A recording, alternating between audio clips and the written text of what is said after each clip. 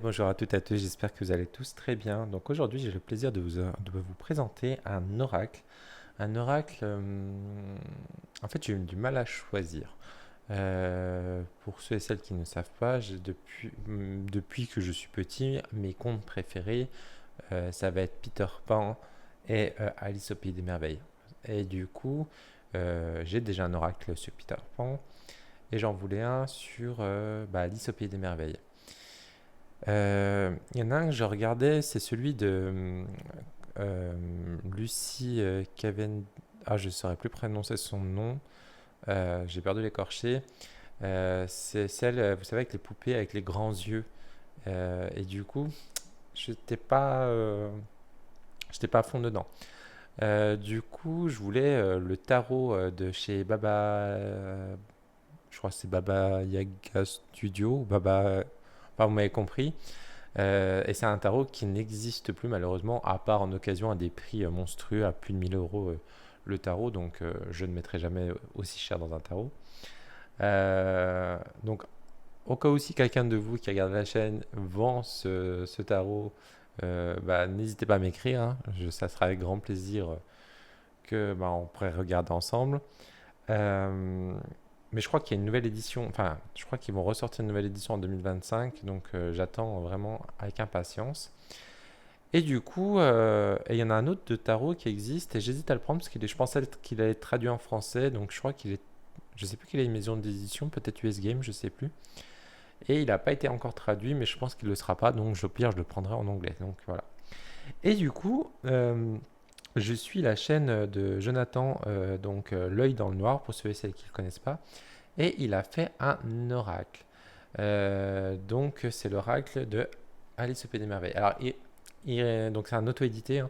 Il n'arrive pas dans un pochon, il arrive dans une petite boîte blanche classique. Moi je l'ai mis dans un pochon pour l'instant. Hop là. Euh, alors par contre je le trouve magnifique celui-ci.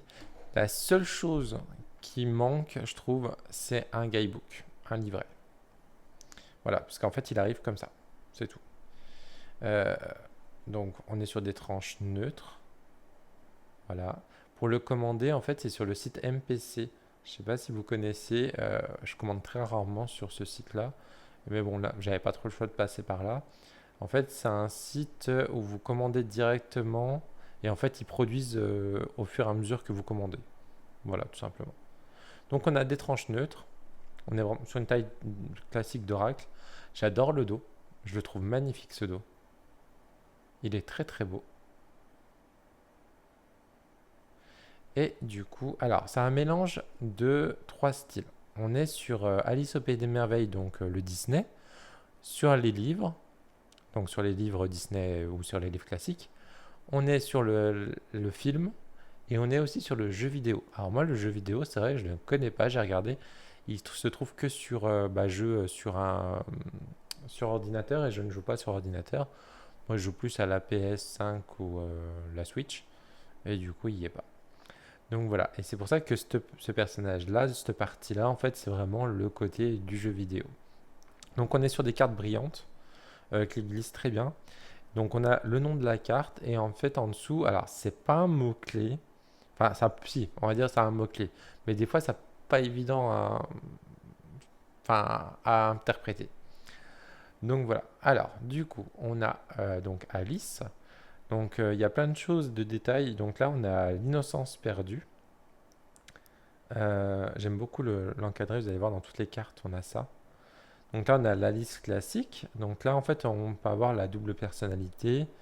Et du coup, là, vous voyez, on est plus sur quelque chose d'un peu plus gothique. Sur son petit habillé, on a une tache de sang. Donc voilà.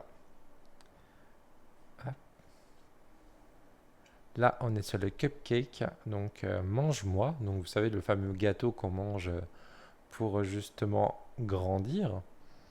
Donc là, on est sur l'ascension gourmande. Donc là, on a vraiment cette notion un peu comme une montagne. Donc du coup, on sait que en tirant cette carte, c'est peut-être une carte qui va nous dire qu'on va s'élever, qu'on va avancer, qu'on va réussir à franchir quelque chose, qu'on va grandir en fait.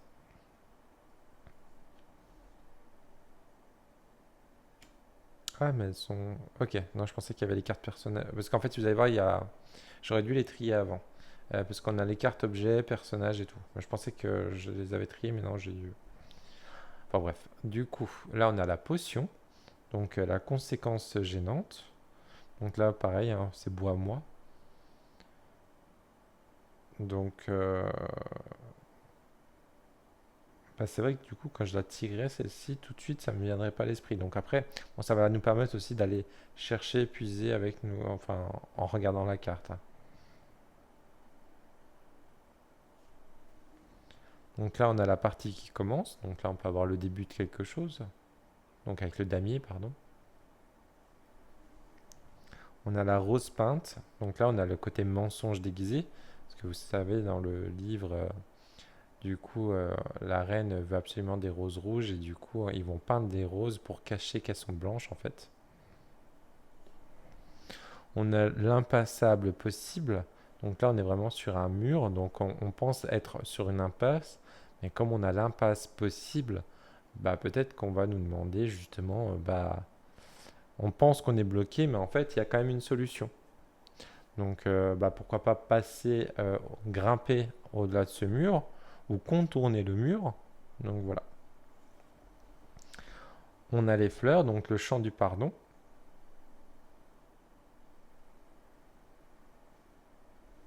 Donc il a été fait tout à la main.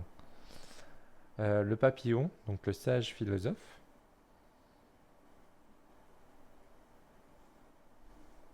La lune, avec un point d'interrogation. Donc est-ce que c'est réellement la lune? Donc on est le regard dans le noir.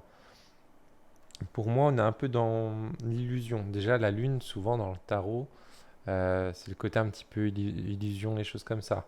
Ce fameux chat dans le Alice au Pays des Merveilles, il disparaît, réapparaît, on ne sait pas trop qui c'est, donc c'est un peu un guide quand même.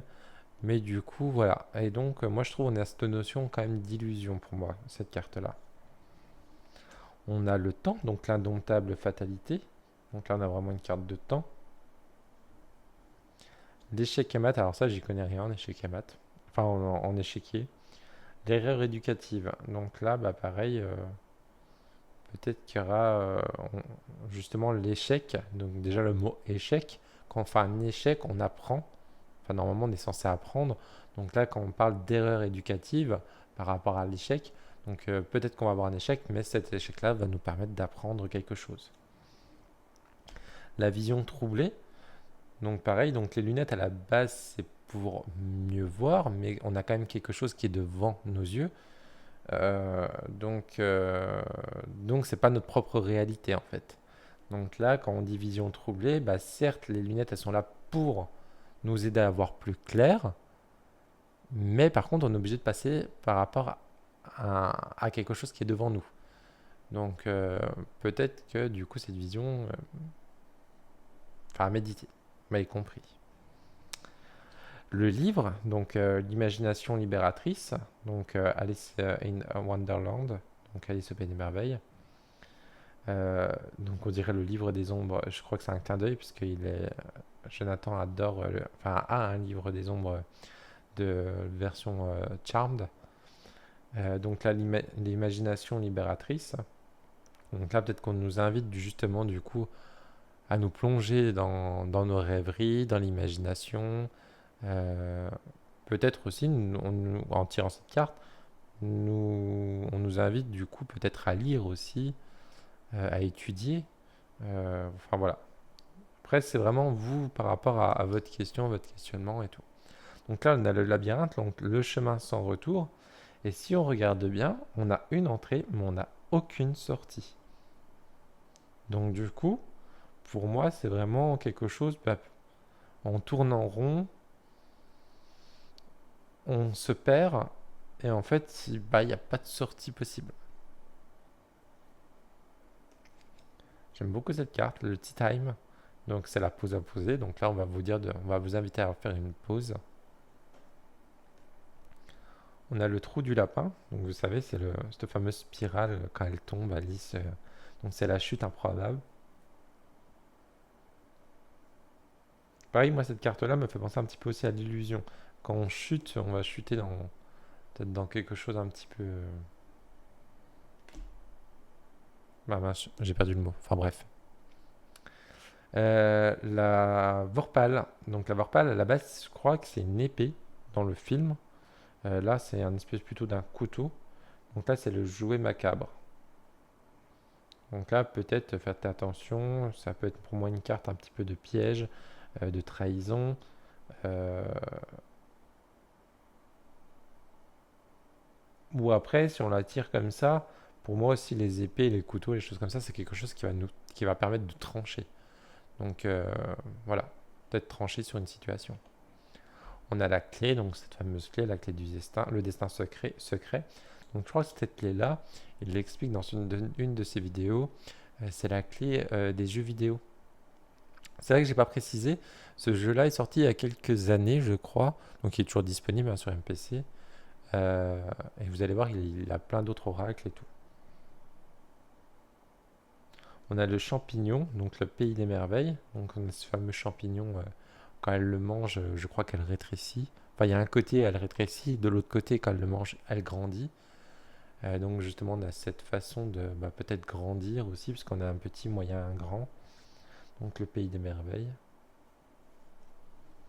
On a le charpentier, donc l'altruisme stupide. Euh, alors déjà, si on regarde bien, on a cette fameuse encre, donc on peut avoir quelque chose au niveau d'ancré. Euh, ça- vous allez voir, les personnages peuvent représenter aussi des personnes que vous côtoyez avec les caractères des personnages. Là, l'altruisme cupide, on peut être altruiste et cupide à la fois. Je crois que Jonathan l'explique dans une de ses vidéos de présentation.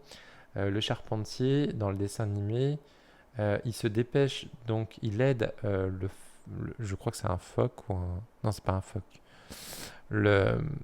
Ah mince, je sais plus comment c'est. Enfin, on va dire le phoque, je sais plus le nom, qui va manger les huîtres. Et lui, il va se dépêcher pour manger les huîtres avec lui. Donc, il va lui créer un petit restaurant. Donc, il est altruiste. Donc, il va créer quelque chose. Mais d'un côté, c'est aussi parce que il veut, c'est pour sa pomme aussi. Donc c'est aussi il est cupide. Donc en fait aujourd'hui, c'est vrai que on peut aider quelqu'un, mais c'est souvent qu'on on se dit bah c'est pour par exemple, je sais pas moi, vous avez blessé votre collègue en lui faisant une réflexion, bah du coup en fait vous voulez peut-être vous pardonner. Et en fait, quand vous pardonnez, c'est pour vous sentir un peu mieux. Je ne sais pas si vous m'avez compris. Et bien là, en fait, voilà, c'est l'altruisme cupide. Donc là, on a les ancrages, donc l'entreprise fragile. Donc pour moi, on est sur quelque chose qui avance, qui roule.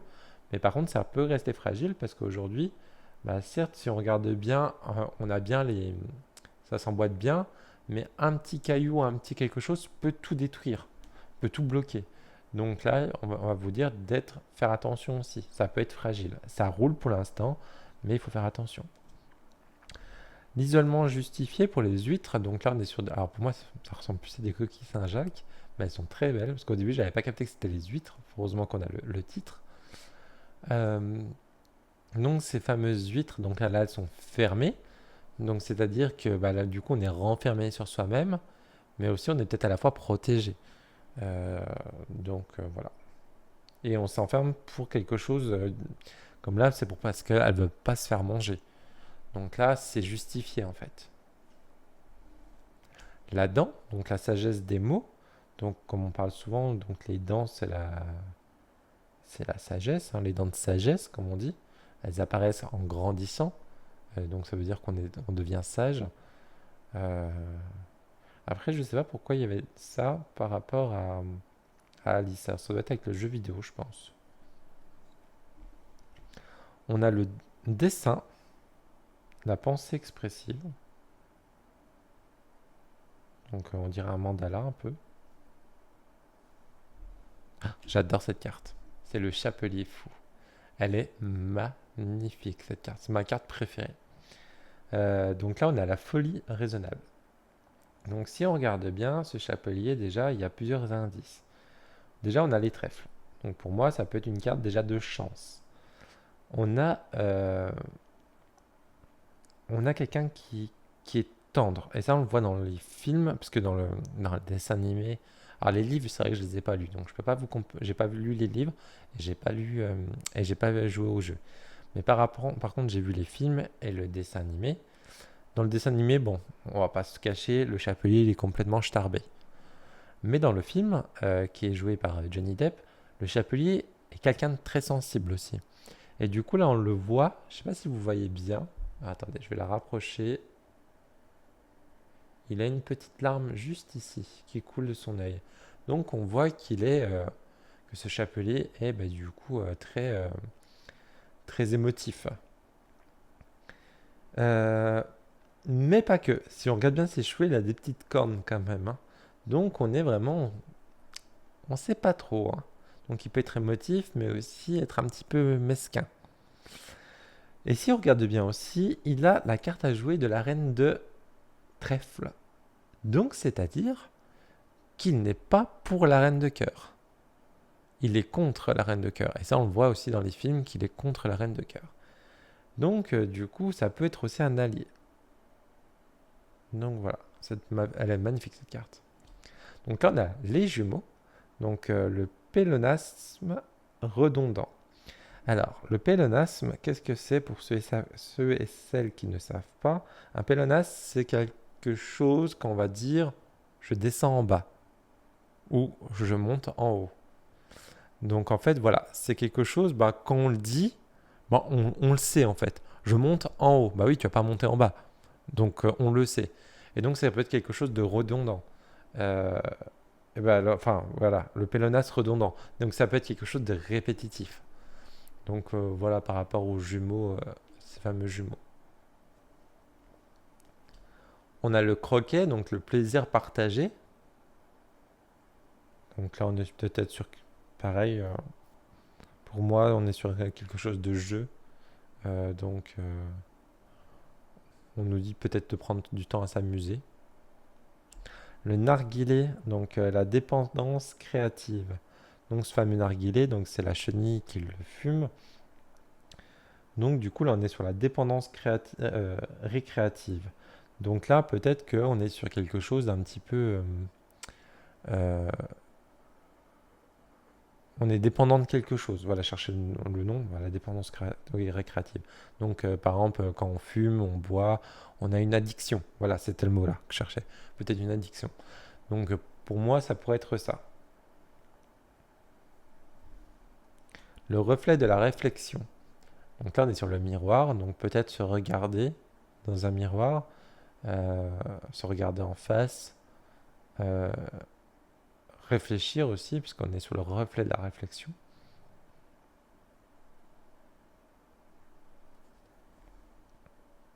Alors là, vous allez voir, du coup, on a toutes les cartes à jouer de cœur. Donc là, on a l'as de cœur, donc l'atout réussite. Je les trouve très bien en plus. On a le 2 de cœur, donc l'union fait la force. Le 3 de cœur, la croissance créative. Je trouve que c'est bien qu'il les ait mis, ces cartes-là. Parce que dans le dessin animé, on a vraiment toute l'armée de la reine, c'est des cartes comme ça. Donc je suis content qu'il les ait mis. Le 4 de cœur, la structure stable, et je les trouve très belles, elles sont très bien réussies. Le 5 de cœur, la perte dans le chaos. Le 6 de cœur, la solution au problème. Le 7 de cœur, l'évaluation réfléchie. Le 8 de cœur, la puissance du mouvement. Le 9 de cœur, l'accomplissement indéterminé. Le 10 de cœur, le début de la fin. Voilà. Après, on arrive sur notre petit valet de cœur, donc le fameux lapin. Parce que, comme vous le savez, le lapin, ce fameux lapin, c'est le valet de la reine. Donc là, le mot-clé, c'est la célébrité. Non, la célérité déterminée. Alors, la sérénité, ok, je sais pas trop ce que ça veut dire. Déterminé. De toute façon, le lapin, on sait très bien dans le dessin animé, il est déterminé. Il pense qu'à une chose, c'est que bah, c'est autant. Autant, autant, autant. Donc il n'a pas une minute à lui. Donc là, on va, bah, justement, comme je vous expliquais tout à l'heure, on peut prédire par rapport, du coup, quelqu'un qui est déterminé, quelqu'un qui n'a pas spécialement le temps de prendre du temps. Donc là, voilà, ça peut être un caractère d'une personne de votre entourage ou vous-même, hein. Euh, et là, on vous dit peut-être que du coup, vous êtes déterminé à quelque chose. Donc là, on a notre fameuse reine de cœur. Donc la reine de cœur, la justice tranchante, comme vous le savez, puisqu'elle fait couper la tête à tout le monde. Et justement, Jonathan explique dans une de ses vidéos qu'il a fait exprès de faire ce col, en fait, un peu en style de faux, et qui se met bien au niveau de son cou pour montrer que du coup, elle est là pour trancher, elle tranchait des têtes. Donc voilà, donc on est sur quelqu'un de tranche, qui va trancher. Donc on est un peu sur la carte de la justice, hein, parce que là on est sur la justice tranchante. Et du coup on a notre fameux roi de cœur qui est sans visage lui, et c'est normal. Car du coup en fait le roi de cœur, il n'y a que dans le dessin animé qu'on le voit. Sinon dans le jeu, enfin dans les jeux comme j'ai compris, ou dans les livres, on en parle mais très brièvement. Et du coup en fait on ne sait pas trop à quoi il ressemble, à part vraiment dans le dessin animé. Donc c'est pour ça qu'il l'a mis sans visage. Il lui a mis un cœur, donc si vous voyez bien, qui est comme ceci, au niveau de son cou. Et si vous remarquez bien, c'est fait exprès que ça ressemble à des attributs masculins. Parce qu'en fait, il n'a pas spécialement les je ne veux pas dire le mot, devant la reine. Parce que c'est quelqu'un qui est soumis à la reine. Et il le sait très bien, parce que s'il lutte contre la reine, il sait très bien qu'il va avoir la tête tranchée. Et je crois que dans les films, justement, il n'existe pas parce qu'en fait, la reine l'aurait décapité. Euh, et donc là, on est sur l'inconnu inaccessible. Donc, comme je le disais, parce qu'en fait, on est sur quelque chose c'est un roi qui n'est pas connu. Et il l'explique aussi, il l'explique très bien dans une de ses vidéos, à l'époque du Moyen Âge, des choses comme ça. Du coup, les gens, des fois, donc du petit peuple, pouvaient croiser le roi sans savoir que c'était le roi. Parce qu'en fait, ils savaient pas spécialement que c'était le roi. Parce qu'ils n'avaient pas spécialement vu de peinture, parce qu'ils n'avaient pas l'argent d'aller dans des endroits où il y avait des peintures du roi. Certes, ils le voyaient sur des pièces de monnaie, mais du coup, les pièces de monnaie, comme il le dit Jonathan dans une vidéo, euh, la pièce de monnaie, à l'époque, quand c'était gravé et tout, il fallait vraiment regarder correctement pour savoir que c'était bien le roi en face de vous. Donc c'est vrai qu'on savait pas trop qui c'était. Il y avait vraiment que la haute société qui rencontrait le roi ou qui avait vu des tableaux du roi. Mais sinon, le peuple, savait pas trop à quoi il ressemblait, parce que le roi ne se mélangeait pas. Donc voilà, c'est pour ça qu'il l'a appelé l'inconnu inaccessible. Donc voilà, écoutez, je ne sais pas si vous connaissiez ce jeu. C'est vrai que moi je le connaissais pas, je l'ai vraiment redécouvert quand, quand je suis retourné aller, parce qu'en fait il a refait une vidéo il n'y a pas longtemps, Jonathan, et du coup j'ai dit, attends, je crois que j'avais vu une vidéo sur Alice au Pays des Merveilles, donc j'ai été voir sur son compte, sur sa chaîne YouTube.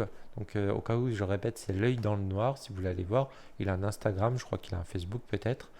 Il est un petit peu absent en ce moment, donc je crois qu'il va revenir bientôt. Donc n'hésitez pas à le suivre, parce que moi je trouve qu'il a fait un super travail. Puis pareil, il a fait d'autres jeux dans d'autres énergies, hein, des énergies un petit peu plus sombres, on va dire, qui sont très très bien aussi.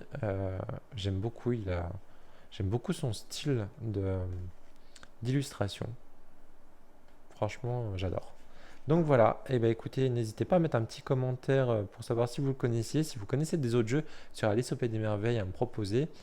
Euh, que ce soit des tarots, des oracles. Pareil, si vous connaissez quelqu'un qui vend le jeu de chez Baba Yaga, Baba Yaga Studio, je crois n'hésitez pas à me le mettre en commentaire, ou si vous le vendez, n'hésitez pas à me contacter.